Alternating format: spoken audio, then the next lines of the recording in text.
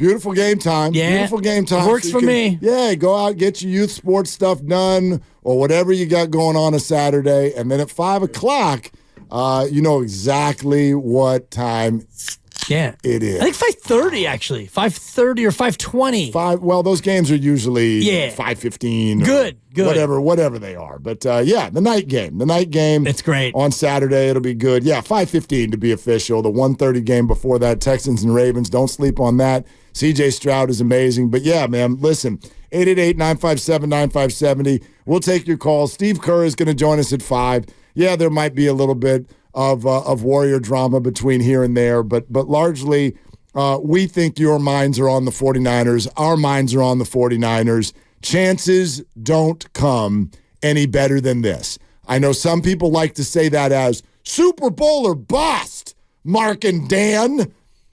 Chances don't come any better than this. That was a perfect weekend. It was a perfect weekend. Bye, Eagles, bye. LOL, Dallas Cowboys, and the Rams and Lions, the only close game of the weekend, as predicted, was everything that you wanted it to be, everything we hoped it would be, and it ended with the Lions on top. I don't know that Green Bay coming in is actually the perfect opponent. I thought it would be Tampa because I thought Dallas would survive Green Bay, and I think that would be the easiest opponent.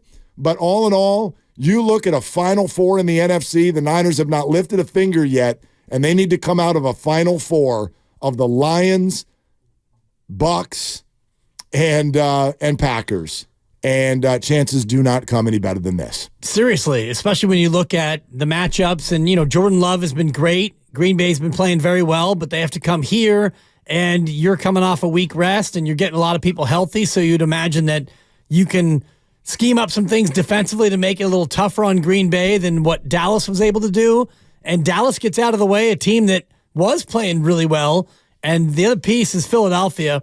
I know a lot of people wanted the revenge factor against Philadelphia, but they got taken apart by Tampa, as you said that they would. And I'm going to give you your flowers because not only 6 or 7 or 8 weeks ago, however long that was ago, when the Niners were going to play the Eagles, you said the Eagles are just a slightly better version of Minnesota, and I pushed back, and turns out they're a slightly worse or a way worse version of Minnesota. And it's a good reminder for next year when we see a team like that, a team that has a good record but has won a lot of close games. Maybe they're not what they were cracked up to be. They go from 10-1 to 11-7 at the end of it, all things considered. And that game yesterday was never really in doubt. Tampa took it to them early, and Philly had no response on defense, and their offense has been figured out. So the safety ended the game. The safety of Jalen Hurts when he did not, and he cocked his arm. He could have thrown it away right there. They were only down by 7 at that point. They're only down by 7. He takes the safety, and for me, I'm like, that's it. That's the end of the game. And about 3 plays later, James Bradbury completely whiffs out on the sideline up against a receiver. And he gone, and ball game over. And the Eagles, that had to be one of the most meek sort of finishes to a good start that I can remember in sports history. And that is, by the way, a record. Nobody has ever been 10-1. Nobody has ever won 10 of their first 11 games and ended up with a record this bad. Ended up with only 11 wins. One more win, and it was against the New York Giants at home. And even that, I think, was only by like 8 points. Yes. And it didn't happen because of an injury to their starting quarterback. Nope. And that to me is the part that is even more alarming, because if it was, sure, there was a reason. If Hurts got hurt and, your backup wasn't very good, I can at least excuse that to an extent, but they had some injuries, but not big enough injuries to accommodate or allow for that, which was a complete and total collapse. But I look at where it is now with the Niners at home against Green Bay, big favorites. Detroit, Tampa, whoever wins that, if the Niners serve here at home, they're going to be big favorites against whoever comes in. Yep. For me, Super Bowl or bust is not completely accurate in terms of the or bust part of it, but Super Bowl or else. And the or else part means, or else you get ripped and somebody gets ripped well, for. That's fine. Somebody gets absolutely pilloried and ripped for the fact that they lost it. Whoever the scapegoat is, you're going to be the one who bears a long offseason burden if you don't at least make the Super Bowl. Yeah, I think that's sort of inherent, though, when you're a 1 seed, when you're a favorite, when you're set up this way. I mean, think of the offseason ahead for Dak Prescott. I'd say think of the offseason ahead for Mike McCarthy, but I don't think he's going to have an offseason ahead. Man, yeah. You know what I mean? How about Sirianni? Does he go too? Same. I mean, I can only imagine. I did not check in, but I can only imagine what Philadelphia sports radio sounded like today. And not the most rational group of people I've ever met. Therefore, if you did a poll today, keep Sirianni, yes or no, I got to think the no's would have it north of 90%. Sure. I mean, but that's not even rational either, because Dibs, I have no idea what the hell happened. I know what I saw when they were 10-1, and that was unsustainable, a measure of luck, but I also was like, but they're good. They're just not great. They're good. They're fine. They're not the 49ers. They're nowhere near the 49ers. That's what I saw. I didn't see this. They can't even function. They can't even function.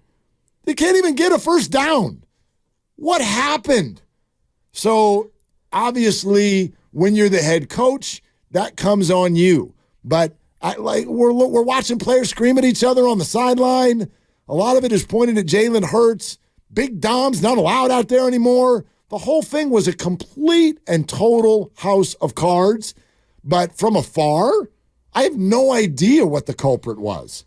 I have no clue what made it fall that hard. Right. And I think you have to look at the leadership, and that's where Sirianni might be victimized, even though he goes 34-17 in 3 years. He's 3 for 3 in playoff bursts. I don't know what else he could possibly do. He made it to a Super Bowl. They made the playoffs all 3 years, and he's 34-17. So, yeah, the last 6 games, 7 games, it is a bad way to finish a year. And ultimately, these are the games that matter the most. I wonder if they, Jeffrey Lurie, not known for being the most rational of partners and CEOs. Well, they've been through a weird 6 or 7 years, to be honest with you, because they had an early pick that turned out like it was going to be fantastic. Carson Wentz was going to win the MVP. And then he got hurt, and then they won the Super Bowl anyway. So it was like, oh my gosh, like just an embarrassment of riches. Our cup runneth over. You win the Super Bowl, and we've got Carson Wentz coming back. And then think of what's happened since then. All of a sudden, Carson goes sideways. That leads to disagreement between Lurie and Doug Peterson, and Peterson is gone. And here comes Sirianni, and you've got the lead in the Super Bowl last year. And then it leads down this road, and now they're going to be a team in transition. If you hate the Eagles, Niners, there is a very high likelihood you will walk off into the sunset of this Eagles-Niners rivalry knowing that you didn't just win it, you ended them. Right. You broke them, not for this year, for good. In a regular season game. In a regular season game, you broke the entire Eagles run. They are losing so many players. Yeah. Whether it's age retirement, free agency, and beyond.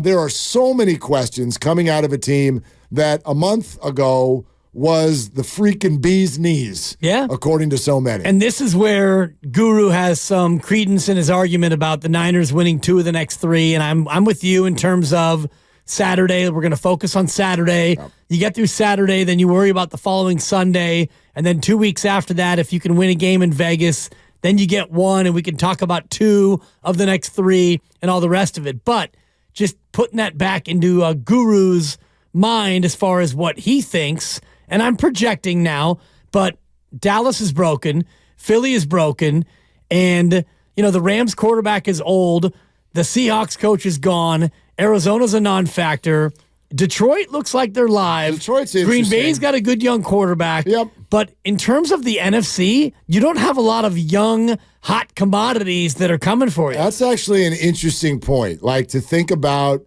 it not through the lens of just fandom. Oh, the Niners roster and their $900,000 quarterback, and they should be amazing. That's all true. But how about the lens of who can challenge them? Right. over the next 3 years. Now, things will happen that we can't see coming. Of course. What if Atlanta gets a QB? Like, that's a squad, actually. They're a QB For away. sure. And that's why, like, I handled the Niners last year. If I were on Chicago sports radio, I'd be telling you, don't get rid of Justin Fields, because if you do, it feels like he's going to end up on the Falcons, and they will suddenly be a problem. I wonder what the Chicago Sports Talk poll would be. You mentioned the Philly poll would be 90-10 against Sirianni. I wonder what Chicago sports fan thinks about Justin Fields. Well, they were might be 50-50. They were chanting his name in the stadium, and I know that's emotional and drunk and all those things. I'm with you about Justin Fields. I think that he's earned the right to come back and give it a go with a better roster. And you kept Eberflus, so you keep the Flus, you might as well keep the QB. Here's the other thing, though. This is the most under-discussed thing in the NFL when we get to the playoffs. And it's one word, and it's balance. We're sitting here, everything is through the lens of the QB. Jordan Love's coming to town. Right. And you know what's going to happen when he gets here? He's going to realize, this team plays defense. Did you see anybody all weekend long? We had 3 days of wall-to-wall football. See anybody play defense? Kansas City played some D. They had the 5th coldest game in the history of ever against a team that we knew. Buffalo played some D. Sorta. Against Mason Rudolph. Even they sort of got back into the football game. Like, nobody played great defense. Cleveland Browns, give me a break. Whoa. You fraud. You absolute, total fraud. Well, that was the offense with 2 pick sixes. And you called that one, too. I knew it. You called it. Their metrics are not good away from home. They are very good in that sloppy, cold stadium. Good for you. Get out of there. Put them in a dome. It happened when they played the Colts earlier this year. Same thing with the Texans. Total fraud. So, who's playing defense? There are 2 defenses I believe in the NFL, like firmly believe in. It's the 49ers and the Ravens, and that's why they're the 1 seeds, and that's why they're probably both going to do pretty well coming up over the next couple of weekends.